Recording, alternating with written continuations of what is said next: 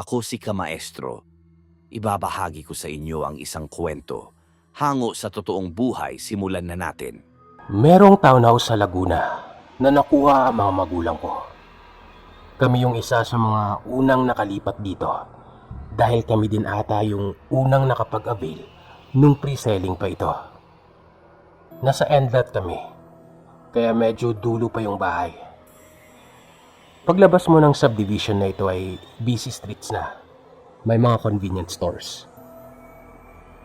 Gabi noon, wala sina mama at papa. Ako, yung isang kapatid ko, at isa kong pinsan ang nakatira muna doon. Weekend din nun kaya nakapag-overnight kami. Sina mama at papa naman nasa Maynila. Si mama sa dati naming bahay, may inaayos. Si papa may opisina. In short, walang sasakyan. Nag-decide kaming lumabas. Mga alas 11 na siguro nun. Bibili lang ng pang midnight snack habang nagmo-movie marathon. Not sure sa ibang streets, pero yung street namin nun, kami lang din yung nakatira pa lang. So wala pang tao. Creepy feels agad. Pero may gwardiya naman na nagbabike at nag-iikot. Madami kasing outsider na dumadaan sa bakod. Habang binabaybay namin yung kahabaan ng kalye, napansin namin na may 3 taong naglalakad pasalubong sa amin. Napaisip na ako nun kasi baka lang din mga bagong lipat tapos nag-iikot lang. Weird lang kasi sa gitna pa sila ng gabi. Habang papalapit ay medyo hindi na maganda ang pakiramdam ko noon. Alam mo yung parang may mali. Parang may bumubulong sa'yo na kahit anong mangyari, huwag akong titingin sa kanila. Siguro lang parang instinct ko na yon. Inisip ko na lang na baka sinasabi yun ng sarili ko kasi takot ako mapaaway. Ang ginawa ko ay nag-cellphone na lang ako ng nag-cellphone at doon kami nagstay sa paglalakad sa kabilang parte. Nakalagpas lang kami nang hawakan ako ng kapatid ko sa balikat. Niyugyug niya ako. Tinanong ko kung ano ba yon. Biglang nagsalita ang pinsan ko. Kuya, nakita mo yon? Nasalubong natin yung mga sarili natin. Ang bilis ng kalabog ng dibdib ko nun. Napalingon na din ako. At doon sa kinatatayuan ko, mga ilang metro mula sa nasalubong namin, kitang-kita ko, mula damit hanggang muka, kaming-kami yun. Maliban na lamang sa maputla ang mga ito. Pumaripas na kami ng takbo nun hanggang sa guardhouse. Bago pa kami nakarating doon ay nasalubong na agad namin yung isang gwardiya na nagbabike. Hingal na hingal kami nun habang kinikwento namin sa kanya yung nangyari. Ang gwardiya ngumiti lang. Sanay na daw ito. Kung saan-saan na siya nadidistinong mga under construction na bahay. At may ganito talagang pangyayari. Pero bilang pag-iingat daw at pagsunod sa pamahiin, mas makabubuti daw na bumalik na lang kami sa bahay at wag nang lumabas. Baka lang may hindi mangyaring maganda. Ineskortan na niya kami hanggang sa tarangkahan ng gate. Sobrang bilib din ako sa tapang niya.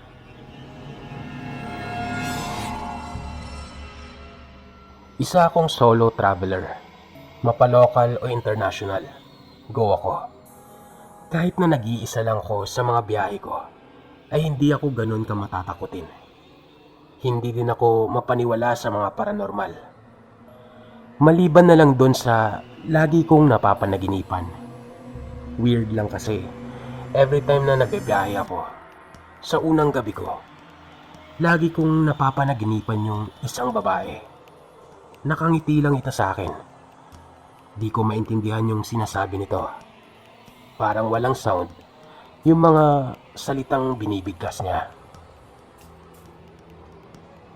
May time na nag-travel ako sa Siquijor. Peak season nun. Kaya lahat ng mga listahan ng pinagkakatiwalaan kong inn or cabin o kung ano man ang tawag nyo dun, fully booked. Kaya kumuha na lang ako ng isang affordable na transient na may maliit na kwarto. Ayos na to, sabi ko. Kesa naman sa makancel pa yung biyahe ko, sayang yung tours at ticket. Maayos naman ang itsura ng bahay na tutuluyan ko. Yung typical na transient.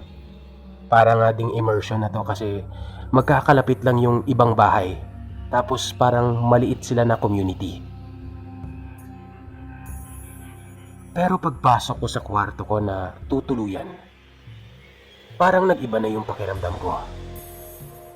Alam mo yung kahit buo yung mga pader at walang butas, parang may nakatingin sa'yo. Pero hindi ko na din pinansin. Hindi naman ako magsistay dito buong araw. Tutulugan ko lang ito. Tsaka ayos na din to. Malapit lang sa main road. Mas madaling makahanap ng masasakyan. Nung gabi na yun, na naginip ako, may tumatawag ng pangalan ko noon. Tapos, dumilat ako. Alam mo yung gising ka. Yung kung anong itsura ng kwarto mo, nakikita mo. Pero hindi ka makagalaw. Tapos, biglang nandun siya. Sa harap ng higaan ko. Yung babaeng lagi sa panaginip ko. Andun na naman siya sa unang gabi. Ang pinagkaiba lang, nung nagsalita siya, buo na, may boses. May salita nang lumalabas sa bibig niya. At ang sabi niya, buti naman at nakarating ka na sa lugar namin. Pagkatapos nun ay nagising na lang ako na nag-aabol ng hininga. Maliwanag na din nun, may araw na. Yun na yung una at huling gabi ko sa transient na yon. Naganap ako ng ibang place na titirahan ko. Kahit mahal, basta matao. At malapit sa mahihingan ng tulong.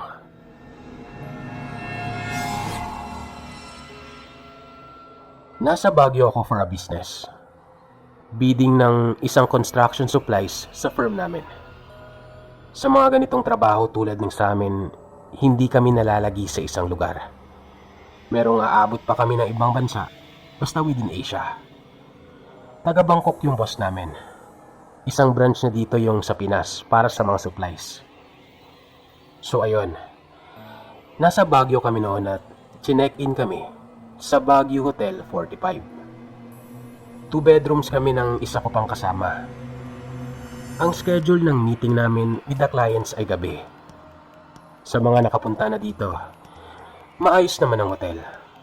Sakto lang, malapit sa mga establishments. Nung umaga na yon, pumasok yung tagalinis. Nakatoka siya sa amin.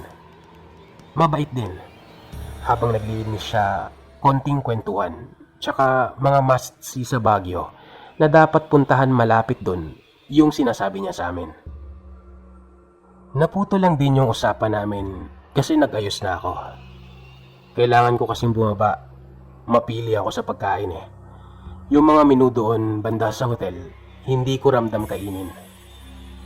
Pagkatapos kong maligo ay nagbihis na ako. Tapos paglabas ko, andun pa din naman yung naglilinis. Dumiretso na rin siya sa loob ng CR. Ginising ko yung ka-workmate ko. Sabi ko bababa lang ako para bumili ng makakain. Tumango naman siya. Sinabi ko na din na kumatok muna siya sa banyo bago pumasok kasi naglilinis pa yung attendant. Nung nasa lobby na ako, napahinto ako. Hindi ko alam kung lutang ba ako sadyang namamalikwata lang. Pero nakita ko kasi yung attendant. Nasa baba na siya. Napakunot ako ng noo. Tapos nung nakita niya ako, ngumiti siya. So alam kong siya yung kausap ko kanina. Tapos, pagkatapos nun, tinanong ko siya kung nalinis niya na ba yung banyo. Sabi niya sa akin, hindi pa daw siya naglinis o pumasok doon. Kasi nga, naliligo ako. Lumabas na din daw siya, kasabay nung pagpasok ko sa banyo. Agad naman akong bumalik sa taas, thinking na baka iba lang yung naglilinis. Pagdating ko doon, nakita ko yung kasama ko, namumutla. Tinanong ko kung anong nangyari. Ang sabi niya, habang kumakatok daw siya sa banyo, dahil matagal pa yung attendant, sinigawan daw siya nito. Boses lalaki. So siya na-trigger. Binuksan niya yung pinto ng banyo. At gano'n na lang ang gulat niya na walang katao-tao sa CR. At ito pa, kasabay nung pagbukas niya, nag-flash ang inodoro. Tinawagan namin yung reception. Tinanong nila kung anong room namin. Nung sinabi namin, hindi ako sigurado kung may alam na siya sa room na yon. Basta nag-request siya na malipat kami sa ibang kwarto.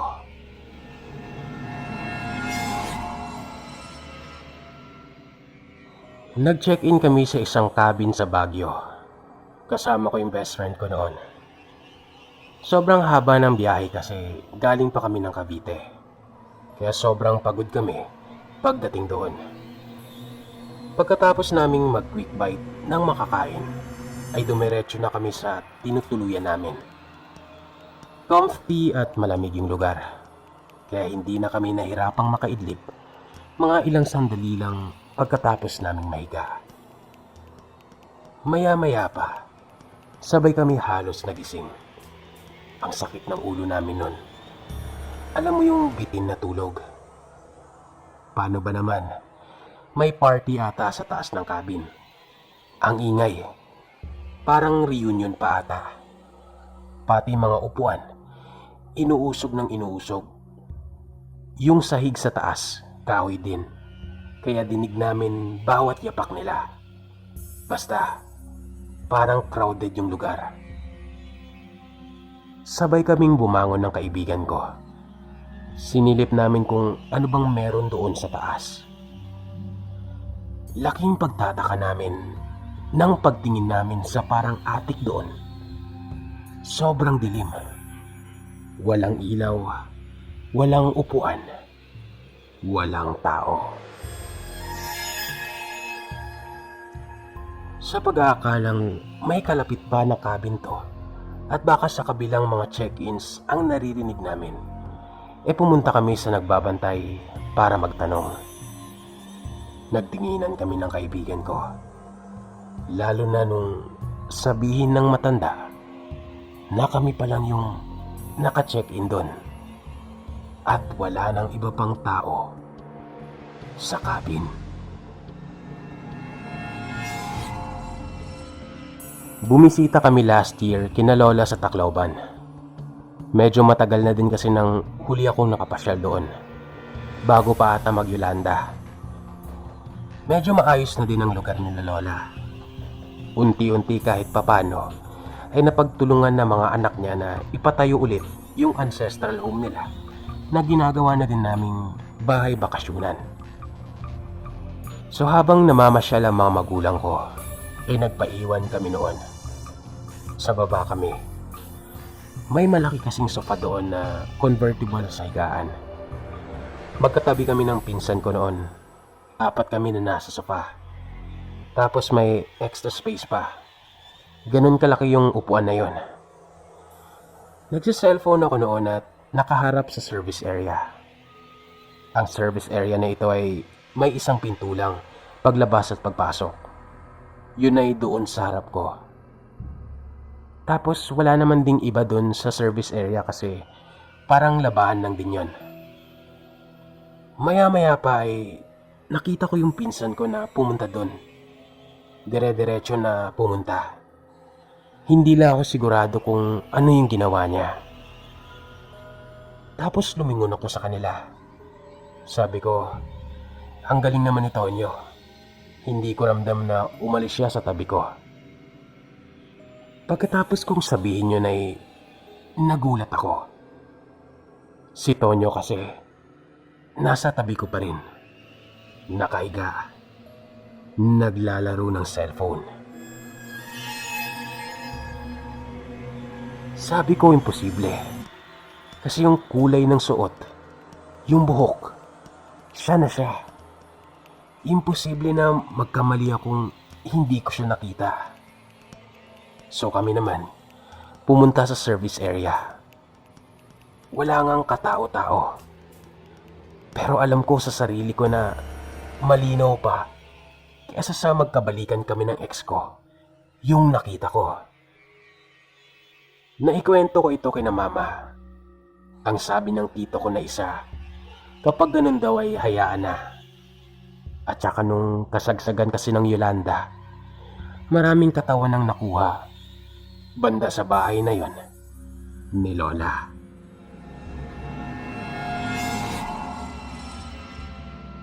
Nagbakasyon kami noon sa lugar ng lola ko, bandang Biskaya. Puro bukirin na doon. Sobrang ganda. Presko ang hangin. Tapos may parte pa doon sa lupain nila lola na tinatawag nilang flowing. Parang irigasyon. Pero malinis yung tubig. Yung tipong swimming pool yung linaw. Sama mo pa yung nakapaligid doon na mga puno tsaka mga prutas. Unang araw pa lang namin doon nagtampisaw na kami. Ang lamig ng tubig. Tapos pagkatapos ay diretsa na ng merienda. Nung tanghali ay nagkatay pa sila ng alagang manok. Walang paglagyan yung dami ng manok nila doon. Tipong kahit siguro araw-arawin mo yung pagkatay, mangingitlog at mangingitlog ang mga yon. Masaya ang naging unang araw namin nun.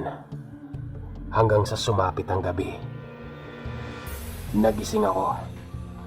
Akala ko tanghali na. Paano ba naman kasi? Ang ingay ng motor ng flowing. Tapos, may mga naririnig ako.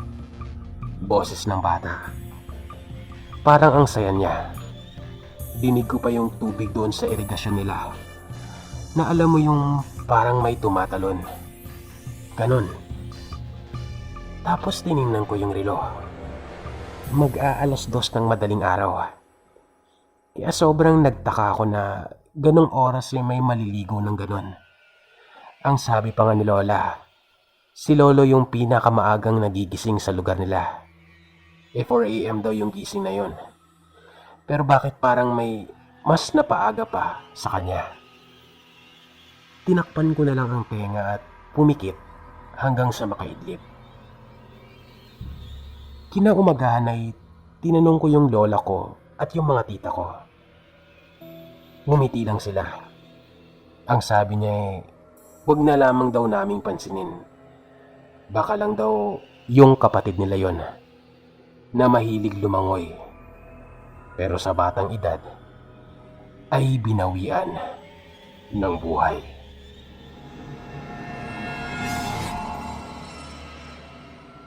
First time ko noon sa Baguio. Niyaya ako ng mga galaera kong kaibigan. Ako naman noon, wala pang asawa at gustong maglandi sa mga babae kong mga tropa. Ay sumama naman ako. Hindi ako magalaing tao noon. Pero dahil ako lang yung lalabas na nag-iisang lalaki sa grupo, hindi na ako nag-atubiling sumama. Sa sobrang excited ko pa, mga 2 araw akong hindi nakatulog ng maayos. Ang dami kong swerte. At pagyayabang ko to sa iba kong kaibigan, sabi ko sa sarili ko. So ayun na. Dahil nga sa hindi ako nakatulog ng maayos, ay knockdown ako buong biyahe. Yung tipong andun pa lang kami sa Ortigas na park, kung nasaan ang van, nakatulog na ako agad. Siyempre, pa-conservative ako konti. Doon ako sa likod, tas walang katabi. Pero umaasa ako na may lalandi sa akin kahit isa. Ganon ako kadesperado nun. Nakasandal ako noon sa may bintana nang may humawak bigla sa balikat ko. Ang higpit ng hawak nun. Ako naman nagising. Pero hinayaan ko na muna kung anong gagawin niya. Nagkunwari akong tulog-tulugan. Tapos biglang niyugyug ako. Palakas ng palakas yung pagyugyug sa akin. Nung padilat pa lang ako, biglang hinatak nila ako palayo dun sa pwesto ko. Nagsimula na silang magsigawan. As in tilian. Pagdilat ko, magtatanong pa sana ako kung ano yun. Pero napatili na rin ako nang makitang sa sinasandalan ko kanina ay may matandang nakasilip sa bintana. Nandidilat yung mga mata nito. Tapos yung mga daliri, kinukuskus niya sa bintana. Buhagag din yung buhok niya. Basta, hindi ko ma-explain yung itsura niya. Ang malala pa kasi dito, habang nandoon ang matanda sa bintanang yun, ay patuloy na tumatakbo ang van. Sobrang sigawan kami nun. Tapos, parang ilang segundo pa, bigla na lang nawala na parang bula ang matanda. Pagdating banda sa taas kung saan wala nang pakurba, ay huminto kami. Iwas disgrasya. Hindi talaga namin maipaliwanag ang nangyari nun. Hindi ko nga alam kung magiging katatakutan ba yun o bagay na ipagpapasalamat ko. Dahil kasi sa nangyari na yun ay naging close kami ng isa sa mga tropa ko, na ngayon ay misis ko na. Tanghaling tapat nun, bumiyahe kaming panorte. Ang dala pa namin nun ay yung diesel na van, yung L300, yung mahina humatak. Sobrang bagal nung takbo niya kasi paakyat na kami nun pagkalagpas ng Isitex. Tapos madami na rin yung nag-overtake sa amin sa sobrang bagal ng van na yun. Pero ayos lang din kasi sightseeing, tapos tipid pa sa gas at mukhang matibay naman. Kung nadadaanan nyo ito pa Ilocos ay meron ditong lugar na manaka-naka yung puno. Tapos wala ding bahay-bahay. Habang tumatakbo yung van at tumitingin-tingin kami sa ganda ng lugar, ay may tinuro ang kasama namin. Natuwa kami. Meron kasing batang nakikipaghabulan sa van namin. Anak araw pa ata ito kasi ang puti. Tapos nakapaa. Pero mukhang sanay na sa takbuhan. Naaliw kami sa kanya. Chineer pa namin siya na kaya niyang habulin yung van namin na sobrang bagal. Nakangiti lang din yung bata sa amin. Yung tipong nag-i-enjoy din siya. Medyo nagtaka lang din kami kasi nga wala din talagang ibang kabayan doon. Pero baka nga gumala lang itong batang ito at alam niya naman ang lugar. At ilang metro na lang din naman ay may barangay na kaming madadaanan. Ang tuwa namin sa kanya ay napalitan ng halong pagtataka at takot nang mauna ito sa amin. Tapos, tuloy-tuloy itong tumakbo diretso sa isang puno. Tumagos ito at bigla na lamang nawala. Huminto naman kami, nagpalingat-lingat sa lugar na iyon. Inikot pa namin yung puno. Imposible namang dumiretso ito sa bangin o di kaya ay sa pataas ng burol. E di sana nakita pa rin namin siya. Hanggang ngayon, palaisipan pa rin sa amin kung ano ang nakita namin.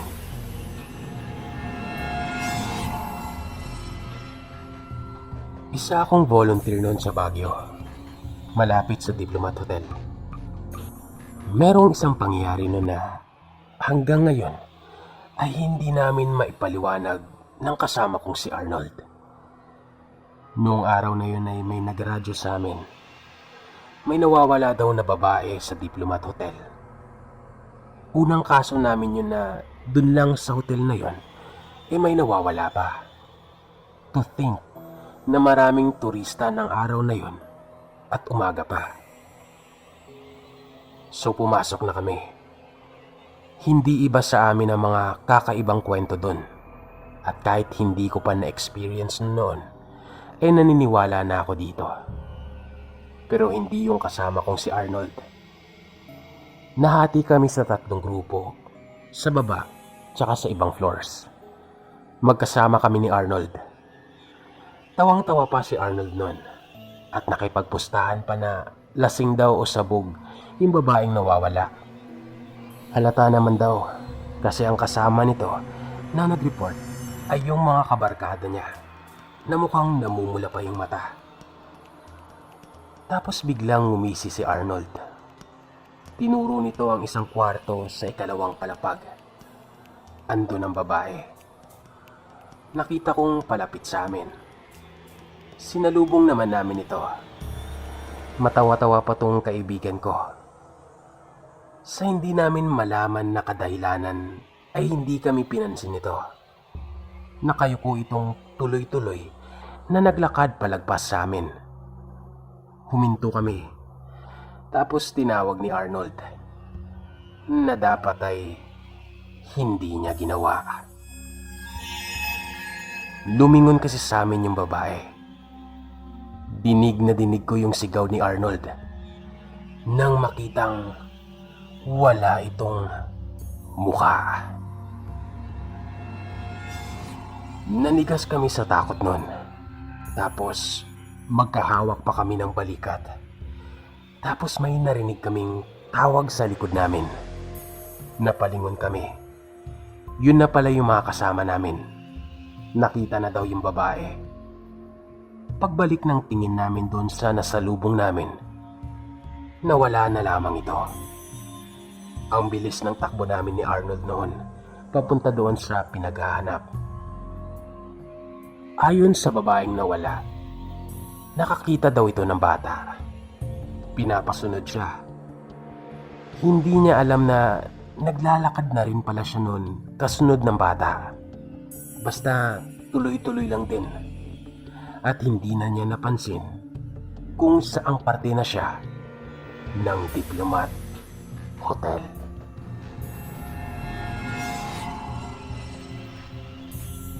Kumuha kami ng isang kwarto noon sa Pampanga. I must say, maganda yung lugar. Nasa mga cellphone app pa nga ito na pwede nyong i-book in advance. Hindi ko na sasabihin kung saan. Ayoko kasing isipin nyo na naninira lang ako. So marami kami noon. Asa 6. Kahit anong ganda ng resort noon ay ramdam ko na agad na parang may mali. Hindi ko alam pero parang hindi yun napapansin ng mga kasama ko. Naisip ko na lang na tutulugan lang din naman namin to. At buong araw naman kaming magtutour at iikot sa dagat. Nakagawian ko ng kapag hindi maganda ang pakiramdam ko sa isang lugar, ay nagsasabit ako ng rosarito sa pinto. At sa gilid nito, nilalagyan ko ng upuan para ilagay ang langis na pinapadala lagi sa akin ni nanay. Nung unang araw namin nun, medyo madumi ang isa sa mga CR. 2 kasi ang banyo doon. Isang paliguan lang at isang paliguan na may inodoro. Yung paliguan lang na banyo yung madumi noon. So nag-request kami na linisan ito. Sumunod yung caretaker sa amin. Pero nagulat ako nang hindi na ito pumasok. Maski silipin lang man ang banyo, halatang nag-aatubilitong pumasok. At parang may kung anong puwersang pumipigil sa kanya para tumuloy. As in, hanggang pintuan lang siya nun. Ang dinahilan ng caretaker ay lilinisan niya na lang daw kapag naayos na yung pananghalian. So kami naman, sige lang. Pagkaalis niya ay nilapitan ko kaagad ang mga kasama ko. Siyempre sila nagdududa sa akin. Sinisiraan ko daw si Manang. Hindi ko na tinuloy yung dapat na sasabihin kung napansin ko sa kanya. Pero para talaga sa akin, kakaiba yung nararamdaman ko sa babaeng yon.